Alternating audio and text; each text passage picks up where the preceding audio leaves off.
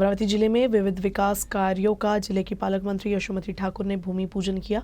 कौंडिन्यपुर में पर्यटकों के लिए विश्राम गृह के कार्य के साथ ही कई अन्य विकास कार्यों का समावेश है। इस दौरान पालक मंत्री ने जिले में नागरिकों की सुविधा के लिए विकास कार्य निरंतर जारी रखने की बात कही। अमरावती जिले में नागरिकों की सुविधा का ख्याल रखते हुए जिले के पालक मंत्री यशोमती ठाकुर विविध विकास कार्यों को महत्व दे रही है।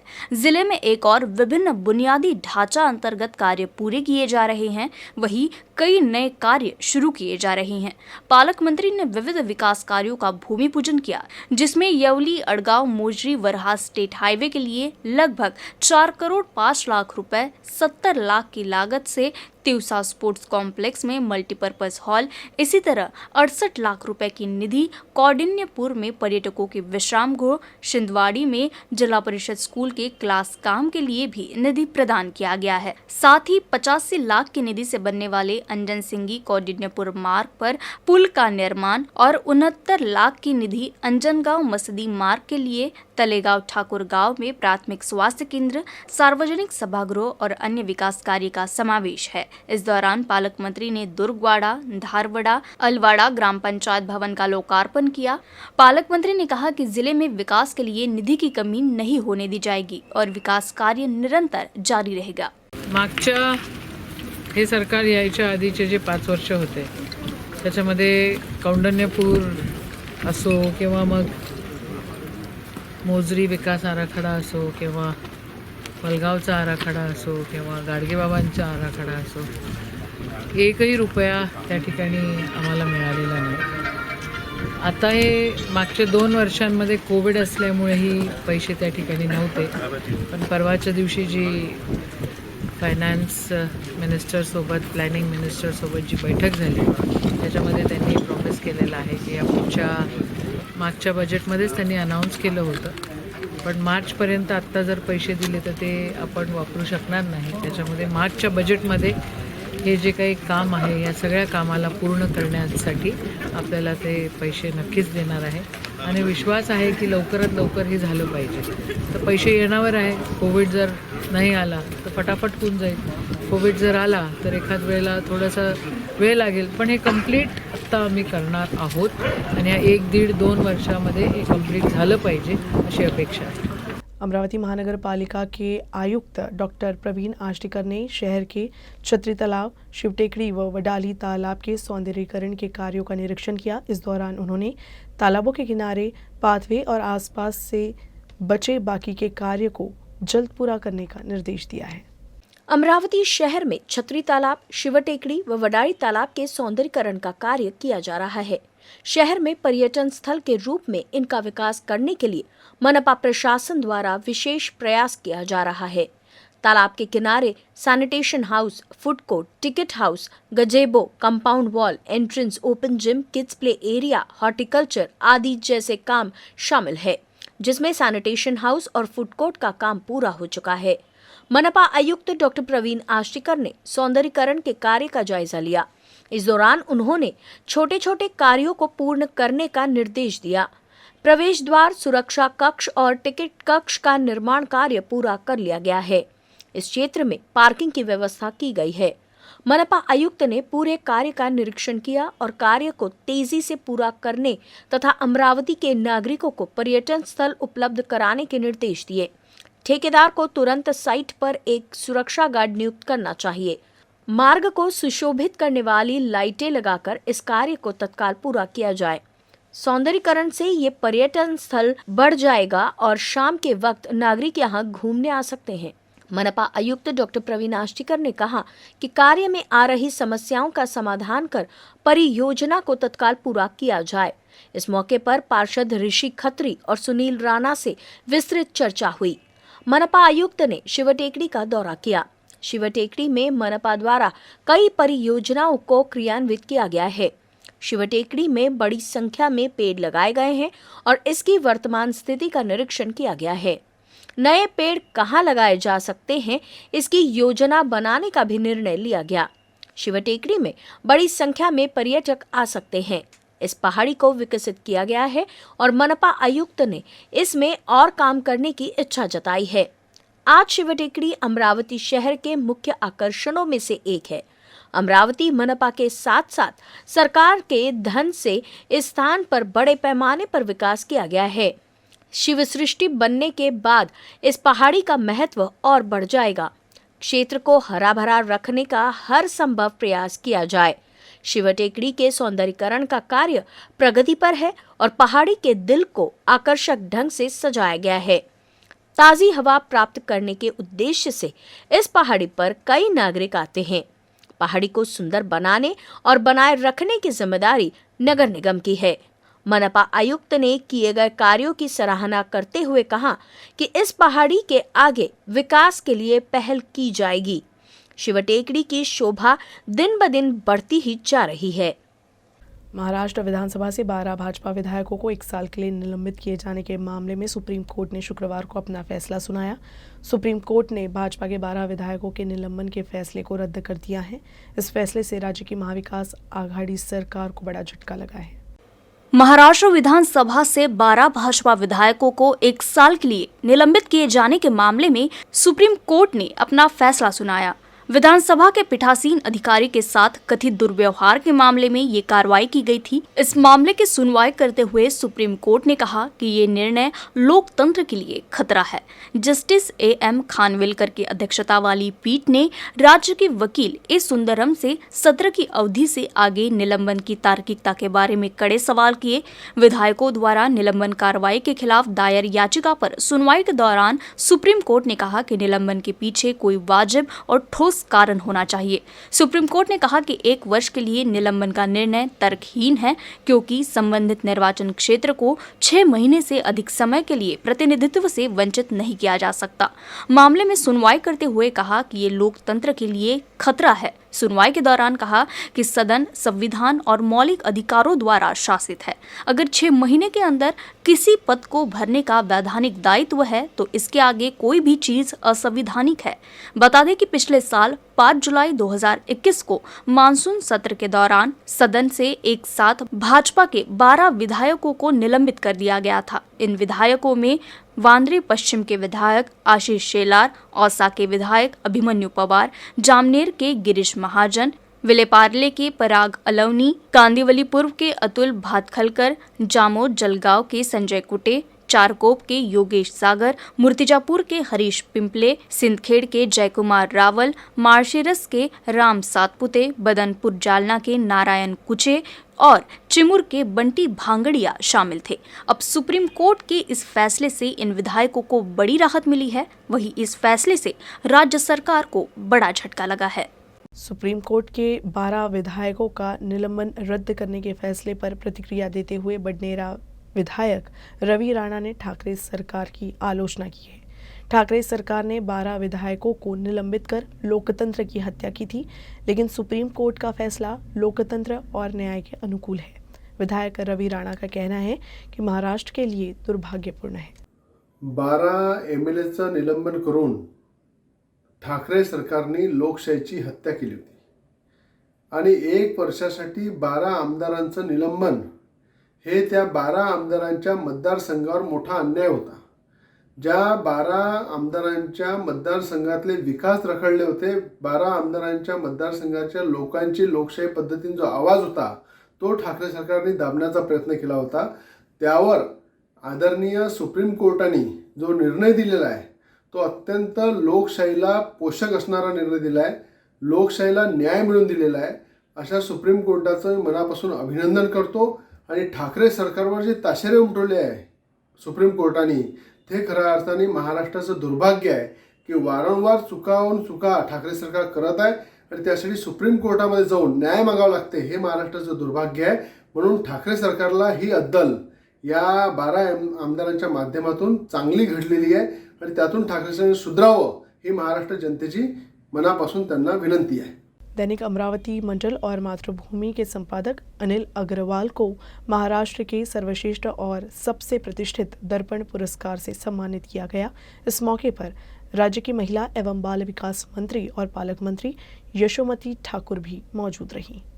पुरस्कार समारोह कापरडे बगीचा हॉल में आयोजित किया गया था, कार्यक्रम की अध्यक्षता जिला पालक मंत्री यशोमती ठाकुर, महापौर चेतन गावंडे, प्रमुख अतिथि के रूप में उप निदेशक सूचना प्रभारी हर्षवर्धन पवार, इस अवसर पर दिलीप इड़तकर, वरिष्ठ मार्गदर्शक अनंत मराठे, पूर्व महापौर विलास इंगोले, बबलू शेखावत सहित कई अन्य उपस्थित थे। इस समय अपनी भावनाओं को व्यक्त करते हुए पालक मंत्री ने कहा कि दर्पण एक दर्पण है, समाज की छवि है। राजनीति कैसी होनी चाहिए, देश कैसा होना चाहिए, व्यक्ति शहर दर्पण में उनका लेआउट कैसा दिखना चाहिए, इसके माध्यम से अमरावती की संस्कृति को देखा गया। अनिल भाऊ और विलास भाऊ ने इस पुरस्कार समारोह के माध्यम से महाराष्ट्र को अमरावती का स्वरूप दिखाया है। पत्रकार समाज का अहम हिस्सा है, सक्षम सुरक्षा होगी तो समाज मजबूत होगा। पालक मंत्री ने अनिल अग्रवाल की मांग पर संज्ञान लेते हुए कहा कि वो हमेशा पत्रकारों का समर्थन करते हैं और लंबित मुद्दे का समाधान करेंगे। मराठा मेरा समाज है और मुझे अपने परिवार में आने में 2 साल लग गया। इस हॉल में एक सकारात्मकता है। स्वागत समारोह का जवाब देते हुए अनिल अग्रवाल ने कहा कि अमरावती के तीर्थस्थल में पुरस्कार पाकर बहुत खुश है। आता वहिनीने बरोबर सांगितलं, मला जवळपास 25 वर्षापासून त्या म्हणजे सहन करून आल्या आहेत। 25 वर्षापासून पत्रकारितेत जो आमचा जो पेशा आहे, सकाळी निघणे आणि रात्री केव्हा जाणे घरी त्याचा काहीच अंदाज नाही। वृत्तपत्र मग लहान असो मोठा असो, 1 असो 2 असो, सायं दैनिक असो, सकाळचा दैनिक असो, हिंदी असो मराठी असो, सगळ्यांच्या कार्य करण्याची शैली एकच आहे। मराठी परिवाराचा आभार व्यक्त करतो, त्यांनी इतका मोठा मान सन्मान दिला। कोरोनाच्या या परिस्थितीमध्येही हा कार्यक्रम इथे आयोजित केला आणि विलास भाऊ मागील 3 दिवसापासून असं जाणवलं नाही का हा कार्यक्रम माझा आहे, असं वाटलं का तुमचाच हा कार्यक्रम आहे आणि अशा निमित्तानं आपण इथे हा कार्यक्रम अरेंज केला। मला दर्पण पुरस्कार भेटला, त्यामुळे मी पत्रकार कल्याण निधी समितीचे बेळकियाल साहेब यांचा पण आभार व्यक्त करतो। या अगोदर हा पुरस्कार अरुणदादांना आणि संपादक म्हणून प्रतिभाऊ देशपांडेंना, 2 संपादकांना हा पुरस्कार भेटला आहे। मी अमरावतीतील 3रा संपादक आहे। मागील 30 वर्षात 3 संपादकांना हा पुरस्कार इथे प्राप्त झाला आहे आणि मी पुनश्च आपल्या सर्वांचा आभार व्यक्त करतो, रजा घेतो, धन्यवाद। शीतलहर की चपेट में है। शुक्रवार को भी नागपुर का न्यूनतम तापमान 8.4 डिग्री दर्ज किया गया। ठंड का आलम यह है कि न्यूनतम तापमान सामान्य से करीब 6 डिग्री कम है। शुक्रवार को पूरे विदर्भ में गोंदिया सबसे ठंडा रहा। नागपुर समेत पूरा विदर्भ इन दिनों कड़ाके की ठंड की चपेट में है। हिमालयीन क्षेत्र में लगातार हो रही बर्फबारी और उत्तर की ओर से आ रही ठंडी हवा की वजह से पूरे विदर्भ में जनवरी के आखिरी में कड़ाके की ठंड है। पिछले 2 दिनों से लगातार नागपुर का न्यूनतम तापमान 9 डिग्री से कम दर्ज किया गया। शुक्रवार को नागपुर का न्यूनतम तापमान 8.4 डिग्री सेल्सियस दर्ज किया गया, जबकि पूरे विदर्भ में गोंदिया सबसे ठंडा रहा। गोंदिया जिले का न्यूनतम तापमान 8.2 डिग्री सेल्सियस रहा। इसी तरह वर्धा जिले का न्यूनतम तापमान 8.4 डिग्री सेल्सियस, बुल्ढाना जिले का 8.5 डिग्री सेल्सियस, यवतमाल जिले का 9 डिग्री सेल्सियस, गढ़चिरौली जिले का 9.4 डिग्री सेल्सियस तो अकोला जिले का 9.5 डिग्री सेल्सियस तापमान दर्ज किया गया। तो वहीं चंद्रपुर की बात करें तो चंद्रपुर का न्यूनतम तापमान 10 डिग्री सेल्सियस, तो वहीं अमरावती का न्यूनतम तापमान 10.1 डिग्री और वाशिम का 11 डिग्री सेल्सियस दर्ज किया गया। ठंड का आलम यह है कि केवल न्यूनतम तापमान ही नहीं बल्कि दिन के समय का अधिकतम तापमान भी सामान्य से कम दर्ज किया जा रहा है। विदर्भ के अधिकांश जिले में न्यूनतम तापमान सामान्य से 6 से 7 डिग्री सेल्सियस कम दर्ज किया जा रहा है, जबकि अधिकतम तापमान भी सामान्य से 5 से 6 डिग्री कम है। ठंडी अभी पानी इधर उधर गिरा है, उस हिसाब से अभी ठंडी बढ़ गई है। थंडी वाढली तर एकदम आता बिमाऱ्या वाढत आहे, गारवा वाढलेला आहे, त्याच्यामुळे स्वेटर घालून निघावं लागते। नाहीतर जनरली ह्या सीझनमध्ये आपण विदाऊट स्वेटर फिरतो, पण आता असं झालं आहे की स्वेटर कान टोपर घातल्याशिवाय आपल्याला बाहेरच पडता येत नाही, म्हणून आता फार थंडी वाढलेली आहे। हा थंडी वाढल्यानंतर काही इकडला गारपीट वगैरे झाली आहे, गारपीटने थंडी वाढली। आम्ही सकाळला जे आम्ही राऊंड मारत होतो मारू शकत नाही आम्ही। थंडी तर आता हे जे सर्दी आहे, सर्द हवा आहे, तर हे याच्यामुळे थोड़ी त्रास होते।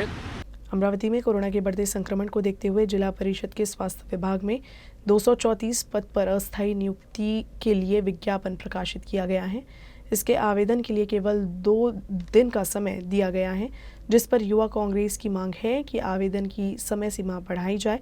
इस संबंध में जिला परिषद के मुख्य कार्यकारी अधिकारी अभिशांत पांडा को निवेदन सौंपा गया। 234 विभिन्न पदों के लिए जारी विज्ञापन में अस्पताल प्रबंधक के 32 पद, चिकित्सा अधिकारी के 42 पद, स्टाफ नर्स के 64 पद, लैब टेक्नीशियन के 42 पद, फार्मासिस्ट के 17 पद, एक्सरे और ईसीजी टेक्नीशियन के 34 पद और सीटी स्कैन टेक्नीशियन के 3 पद शामिल है। इन सभी रिक्त पदों पर आवेदन के लिए केवल 2 दिन का समय दिया गया था, जिससे इन पद पर नियुक्ति के लिए लोगों तक जानकारी भी ठीक से नहीं पहुंची रहेगी कि भर्ती प्रक्रिया भी पूरी हो जाएगी। इसलिए युवा कांग्रेस ने भर्ती प्रक्रिया के लिए मात्र 2 दिन का समय दिए जाने पर सवाल उठाया है कि आवेदन भरने के लिए समय बढ़ाने की मांग की है। जिल्हा परिषद आपले जे CEO साहेब आहेत त्यांना एक निवेदन देण्यात आलं।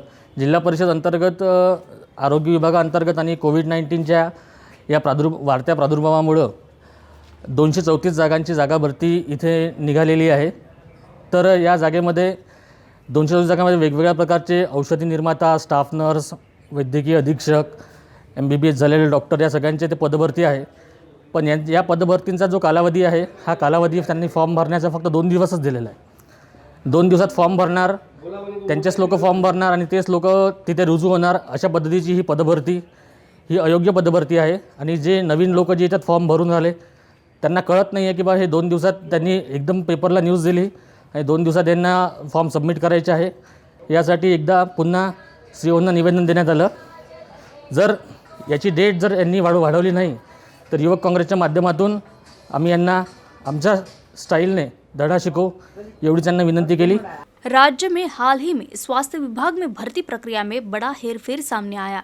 ऐसे ही कुछ दिन पहले जिला परिषद में एक अनुबंध पद के लिए 1100 आवेदन प्राप्त हुए थे, लेकिन इंटरव्यू के दिन भर्ती प्रक्रिया रद्द कर दी गई थी। युवा कांग्रेस ने मांग की है, जिसके बाद अब सभी विभाग अंतर्गत भर्ती प्रक्रिया में आवेदन दाखिल करने की समय सीमा बढ़ाए जाने की मांग की जा रही है, ताकि किसी तरह की धांधली न हो। आज आरोग्य विभाग, जिल्हा परिषद अमरावती आणि जिल्हा सामान्य रुग्णालय तसेच राष्ट्रीय आरोग्य अभियान अमरावती अंतर्गत नोंदणी क्रमांक 736/05 कोविड-19 याची कंत्राटदारी पद्धतीची एक जाहिरात प्रकाशित झाली। या जाहिरातीत जवळपास 235 वेगवेगळ्या पदाच्या उमेदवारींकरिता ही जाहिरात पब्लिश झालेली आहे। पण याच्यावर उमेदवारांची एक शंका आहे की याला फक्त 2च दिवसाची अवधी दिली, म्हणजे 27/1/2022 आणि 28/1/2022 या 2च दिवसात ही अर्ज भरण्याची मुदत आहे। तसाच हा प्रकार न होता याला मुदतवाढ मिळाली पाहिजे, या मागणीसाठी युवक काँग्रेसच्या वतीने आज CEO साहेबांना एक निवेदन देण्यात आलं। मेलघाट में कुछ आदिवासी किसान अब आधुनिक तकनीक की मदद से स्ट्रॉबेरी की खेती कर रहे हैं। इन किसानों ने कम जगह में भारी आय अर्जित कर आर्थिक विकास हासिल किया है। राज्य में केवल महाबलेश्वर क्षेत्र के किसान ही स्ट्रॉबेरी का उत्पादन करते हैं। हालांकि मेलघाट में स्ट्रॉबेरी पाकर पर्यटक भी खुश है। चिकलदरा तहसील के अलादोहा गांव के किसान नारायण खड़के 10 गुंठा खेत में स्ट्रॉबेरी की खेती कर रहे हैं। इन किसानों ने पहले जमीन को समतल किया और 5 फीट की दूरी पर समानांतर गड्ढे बनाए। इतनी ही दूरी पर महाबलेश्वर से लाए गए स्ट्रॉबेरी के पौधे रोपे गए। ट्रिप से पानी पिलाया, खेती की और देखते ही देखते स्ट्रॉबेरी का बाग खिल गया।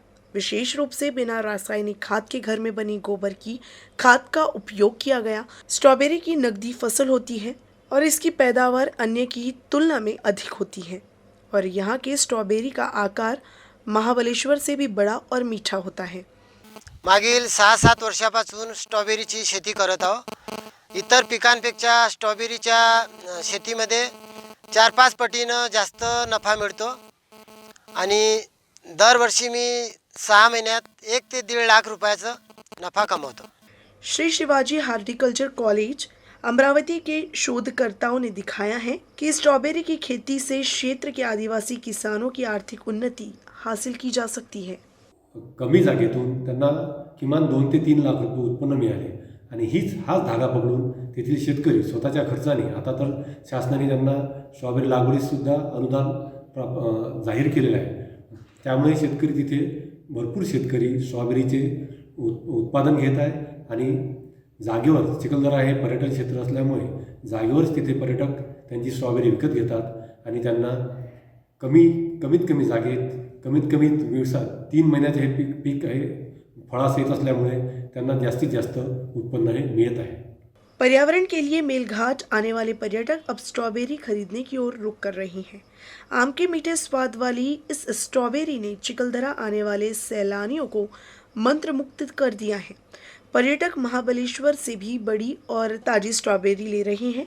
चंद्रपुर से मेलघाट आए गोथले दंपती ने स्ट्रॉबेरी के खेत में जाकर उसका स्वाद चखा। सांगू पण नाही शकत आपण कधी त्या टाईपचा, तर मला आवडलं, छान आहे। येता जाता तुम्ही विजिट करू शकता। मी पर्यटकांना म्हणेल की सजेस्ट करेल की एकदा विजिट करा, रस्त्यातच भेटता, तुम्हाला कुठे जावं नाही लागतं, काही नाही, तुम्ही इथं विजिट करा। तुम्हाला नाही आवडलं नक्कीच आवडणार, पण तरी तुम्ही इथं विजिट करा। तुम्हाला शेती पाहायला नाही भेटणार कधी अशी, तर या विजिट करा, हेच माझं म्हणणं राहील। चिखलदरा विदर्भ में एक ठंडी जगह है और विदर्भ के स्वर्ग के रूप में जाना जाता है।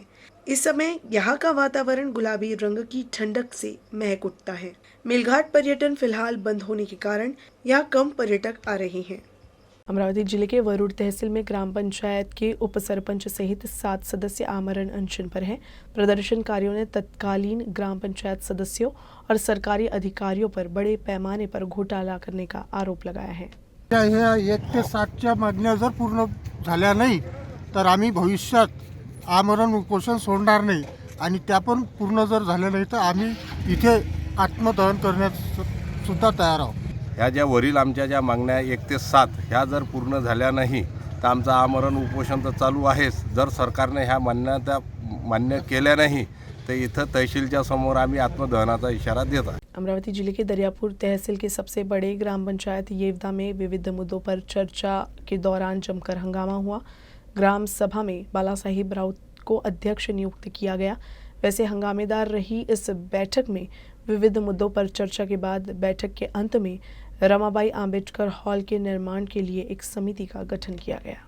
अमरावती जिले के येवदा ग्राम पंचायत में गणतंत्र दिवस पर ग्राम सभा बुलाई गई थी, लेकिन सभा में सदस्यों का एकमत नहीं बनने से जमकर हंगामा हुआ, जिस कारण सभा को कुछ देर के लिए रोकना भी पड़ा था। हालांकि बाद में फिर से सभा बुलाई गई और ग्राम पंचायत अंतर्गत विविध मुद्दों पर चर्चा हुई।